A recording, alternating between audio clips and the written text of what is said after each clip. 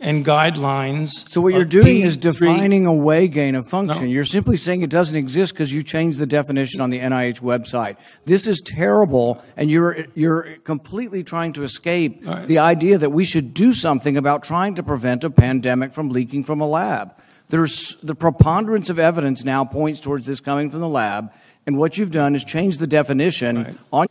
I don't expect you today to admit that you approved of NIH funding for gain-of-function research in Wuhan, but your repeated denials have worn thin, and a majority of Americans, frankly, don't believe you.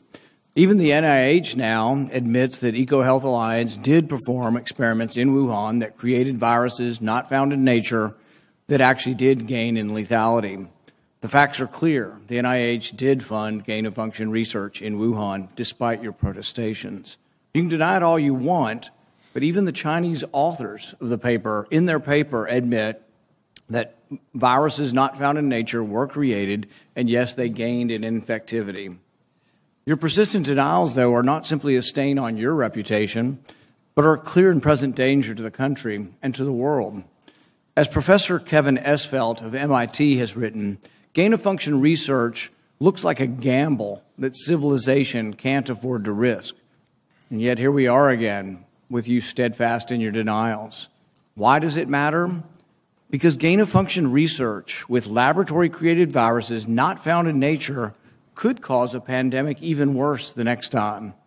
We're suffering today from one that has a mortality of approximately 1%. They're experimenting with viruses that have mortalities of between 15 and 50%. Yes, our civilization could be at risk from one of these viruses. Experiments that combine unknown viruses with known pandemic-causing viruses are incredibly risky. Experiments that combine unknown viruses with coronaviruses that have as much as 50% mortality could endanger civilization as we know it.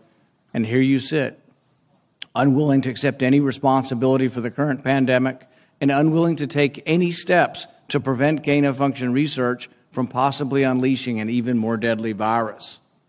You mislead the public by saying that the published viruses could not be COVID. Well, exactly no one is alleging that. No one is alleging that the published viruses by the Chinese are COVID. What we are saying is that this was risky type of research, gain-of-function research. It was risky to share this with the Chinese, and that COVID may have been created from a not yet revealed virus. We don't anticipate the Chinese are going to reveal the virus if it came from their lab. You know that, but you continue to mislead. You continue to support NIH money going to Wuhan. You continue to say you trust the Chinese scientist. You appear to have learned nothing from this pandemic. Will you today finally take some responsibility for funding gain-of-function research in Wuhan? Senator, with all due respect, I disagree with so many of the things that you've said. First of all, gain of function is a very nebulous term. We have spent, not us, but outside bodies, a considerable amount of effort to give a more precise definition to the type of research that is of concern that might lead to a dangerous situation. You are aware of that. That is called P3CO. We're aware that you deleted gain of function from the NIH website. Well, I can get back to that in a moment if we have time. But let's get back to the operating framework and guide rails of which we operate under. And you have ignored them. The guidelines are very, very clear that you have to be dealing with a pathogen that clearly is shown and very likely to be highly transmissible in an uncontrollable way in humans and to have a high degree of morbidity and mortality, and that you do experiments to enhance that. Hence the word EPPP, enhanced pathogens of potential. So when EcoHealth Alliance took the virus, SHREDS, and combined it with WIV1 and caused a recombinant virus that doesn't exist in nature, and it made mice sicker, mice that had humanized cells, you're saying that that's not gain-of-function research? According to the framework and guidelines. So what you're doing is defining away gain of function. No. You're simply saying it doesn't exist because you changed the definition on the NIH website. This is terrible, and you're completely trying to escape the idea that we should do something about trying to prevent a pandemic from leaking from a lab. The preponderance of evidence now points towards this coming from the lab, and what you've done is change the definition on your website to try to cover your ass, basically. That's what you've done. You've changed the website to try to have a new definition that doesn't include the risky research that's going on. Until you admit that it's risky, we're not going to get anywhere. You have to admit that this research was risky. The NIH has now rebuked them. Your own agency has rebuked them. But the thing is you're still unwilling to admit that they gained in function when they say they became sicker. They gained in lethality. It's a new virus. That's not gain of function? Dr. Fauci, as you are aware, it is a crime to lie to Congress. Section 1001 of the U.S. Criminal Code creates a felony and a 5-year penalty for lying to Congress. On your last trip to our committee on May 11th, you stated that the NIH has not ever and does not now fund gain-of-function research in the Wuhan Institute of Virology. And yet, gain-of-function research was done entirely in the Wuhan Institute by Dr. Shi, and was funded by the NIH.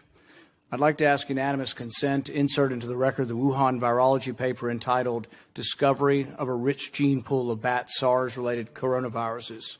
Please deliver a copy of the journal article to Dr. Fauci. In this paper, Dr. Shi credits the NIH and lists the actual number of the grant that she was given by the NIH. In this paper, she took 2 bat coronavirus genes, spike genes, and combined them with a SARS-related backbone to create new viruses that are not found in nature.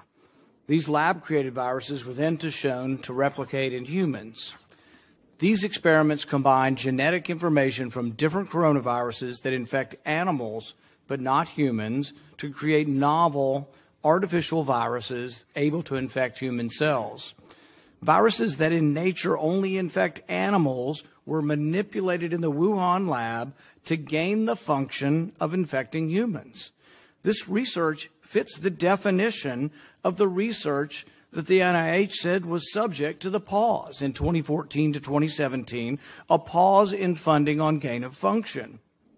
But the NIH failed to recognize this, defines it away, and it never came under any scrutiny. Dr. Richard E. Bright, a molecular biologist from Rutgers, described this research in Wuhan as the Wuhan lab used NIH funding to construct novel chimeric SARS-related coronaviruses able to infect human cells and laboratory animals.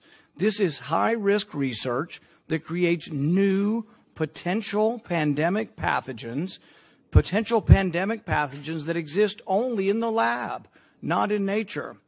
This research matches, these are Dr. E. Bright's words, this research matches, indeed epitomizes, the definition of gain-of-function research done entirely in Wuhan, for which there was supposed to be a federal pause. Dr. Fauci, knowing that it is a crime to lie to Congress, do you wish to retract your statement of May 11th where you claimed that the NIH never funded gain-of-function research in Wuhan?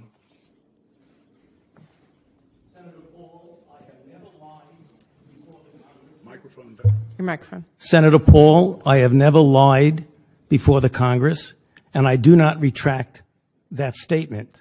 This paper that you are referring to was judged by qualified staff up and down the chain as not being gain of function. Let me finish. You take an animal virus and you increase its transmissibility to humans. Right. You're saying that's not gain of function? Yeah, that is correct. And Senator Paul, you do not know what you are talking about, quite frankly. And I want to say that officially. You do not know what you are talking about. Okay, you get NIH, one person. Let's read from the NIH definition of gain of function. This is your definition that you guys wrote. It says that scientific research that increases the transmissibility among mammals is gain of function.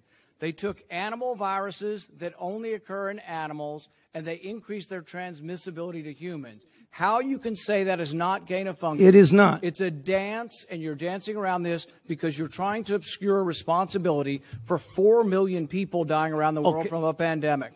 And let's let Dr. Fauci. I have to, well, now you're getting into something. If the point that you are making is that the grant that was funded as a sub-award from EcoHealth to Wuhan created SARS-CoV-2, that's where you are getting. Let me finish. We don't know. Well, we don't wait know a minute. If it did come from the lab, but all the evidence is pointing that it came from the lab, and there will be responsibility for those who funded the lab, including yourself. I totally This committee will allow the witness to respond. I totally resent the lie that you are now propagating, Senator, because if you look at the viruses that were used in the experiments, that were given in the annual reports, that were published in the literature, it is molecularly impossible. No one's saying those viruses caused it. It no is one is molecularly. That those viruses caused the pandemic. What we're alleging is that gain-of-function research was going on in that lab, and NIH funded it. That is you can't not. Get away from it. It meets your definition, and you are obfuscating the truth. I'm not obfuscating the truth. Senator You are the Paul's one. time is expired, but I will allow the witness to. Let me just finish. I want everyone to understand that if you look at those viruses, and that's judged by qualified virologists and evolutionary biologists, those viruses are molecularly impossible to result in SARS-CoV-2. Viruses caused the pandemic. Senator Paul, we're saying they are gain-of-function viruses because they were animal viruses that became more transmissible in human, and you funded it. And you admit the truth. And you implying. Senator Paul, your time has expired, and I will allow witnesses who come before this committee to respond. And you are implying that what we